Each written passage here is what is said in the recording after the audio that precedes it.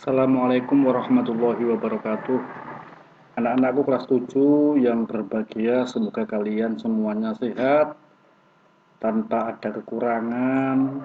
Dalam keadaan pandemi ini, kalian dan keluarga selalu menjaga kesehatan dan tetap ikut beraktivitas dalam rangka pembelajaran jarak jauh atau daring. Pak Ali kemarin telah menyampaikan buku pelajaran bahasa Indonesia ke kalian, terus kemudian Pak Ali tindas dengan tolong dipelajari penggunaan bahasa.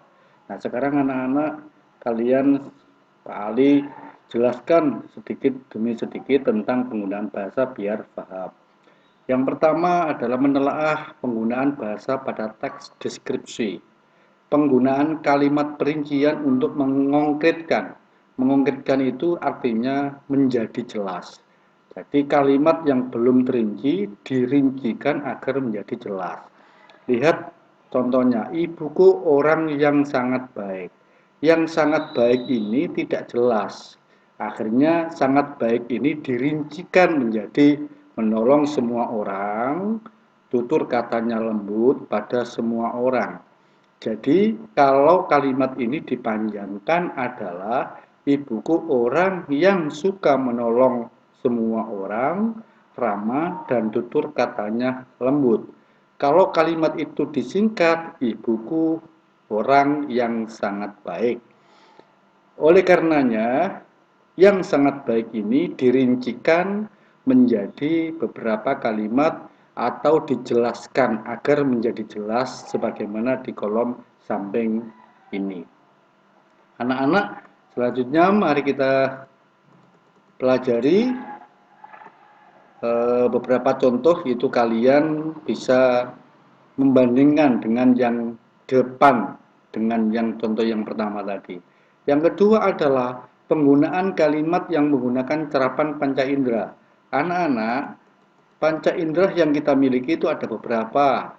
Di antaranya ada hidung, ada telinga, ada mulut, ada mata. Kalau mata disebut penglihatan, kalau hidung disebut penciuman, kalau telinga disebut pendengaran, dan lain-lain. Nah, ini beberapa contoh yang perlu kalian ketahui. Seolah-olah kita melihat, seolah mendengar, seolah merasakan. Pantai panjang dengan pasir putih. Kita bisa mengetahui pasir putih itu seolah-olah pasirnya bisa kita lihat. Debur ombak pantai terdengar berirama. Berirama itu adalah seolah-olah kita dengar. Dan udara sangat terasa segar. Segar kita rasakan dengan tubuh kita seolah-olah kita rasakan. Air jernih dengan buih-buih kecil. Bukit hijau menjadi latar pantai. Ini tinggal kita memberikan contoh pada kolom-kolom di samping ini. Ini adalah pengembangan contoh dari yang sudah ada agar kolom-kolom ini menjadi ada. Rel kereta api itu dibangun dengan besi yang kuat, dengan besi yang mengkilat. Dengan besi yang mengkilat itu berarti seolah-olah kita melihat suara kereta api itu terdengar berderu-deru seolah-olah kita dengar. Dan ketika kereta api lewat rel, lewat jalan, badan kita terasa deg-degan. Itu berarti seolah-olah kita merasakan. Itu ada dua penggunaan kebahasaan dalam teks deskripsi. Yang selanjutnya adalah penggunaan sinonim pada teks deskripsi. Sinonim lawan katanya dari antonim. Sinonim dua kata atau lebih yang artinya maknanya sama atau hampir sama. Kemudian antonim adalah dua kata yang artinya berlawanan.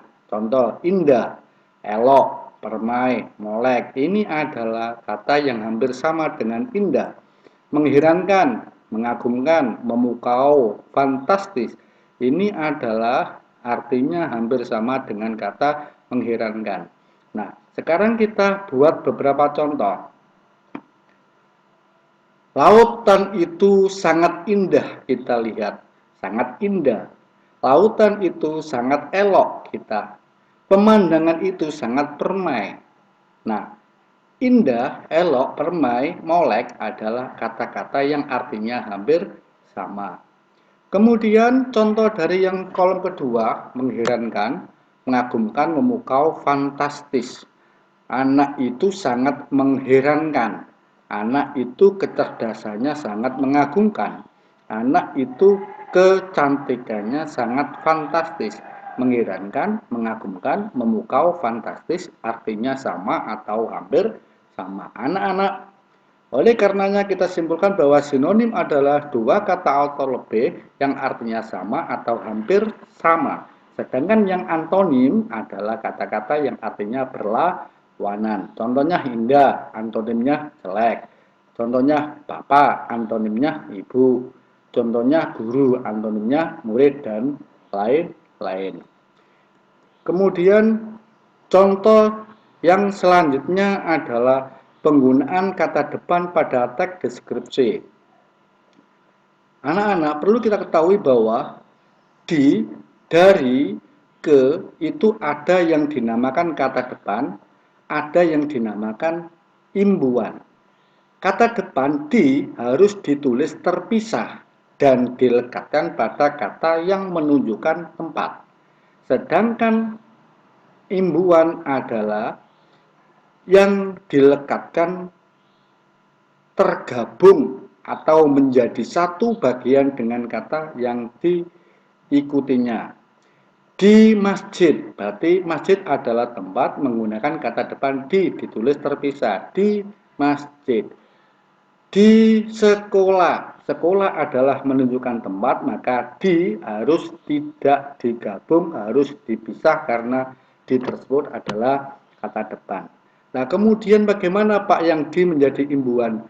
Di dengan pukul. Pukul itu tidak menunjukkan tempat, maka ditulis gandeng. Dipukul, dicium, dijiwit, disakiti, semuanya adalah himbauan karena sakiti, jiwit, pukul tidak menunjukkan tempat, tidak menunjukkan lokasi, dan tidak menunjukkan wilayah.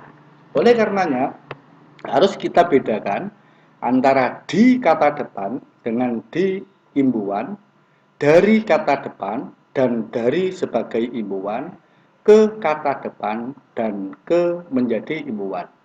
Di, dari, ke sebagai kata depan harus ditulis terpisah dengan kata yang diikutinya dan kata itu menunjukkan tempat. Kemudian di, dari, ke ditulis gandeng karena yang diikutinya tidak menunjukkan tempat. Anak-anak, tiga hal ini saja yang perlu Pak Ali sampaikan, yang Pak Ali jelaskan. Nanti kalian bisa bertanya lewat audio, lewat WA kepada Pak Ali, dan Pak Ali beri gambaran sekali lagi. Dengan demikian, untuk kelanjutan penggunaan bahasa di dalam teks deskripsi akan Pak Ali jelaskan pada pertemuan yang akan datang. Semoga kalian bisa memahami penggunaan bahasa dalam teks deskripsi ini dan kemudian ketika ada tugas atau LKBD kalian bisa mengerjakan dengan sebaik-baiknya, khususnya materi teks deskripsi tentang penggunaan bahasa. Demikian yang dapat saya sampaikan. Satu hal lagi bahwa silakan sholat duha, lalu kemudian kalian membaca surat-surat pendek dan duha surat pendek harus dikirim ke Pak Ali, dan jangan lupa diberi nama dan kelas. Semoga kalian tetap sehat, semangat, dan Pak Ali akhiri. Assalamualaikum warahmatullahi wabarakatuh.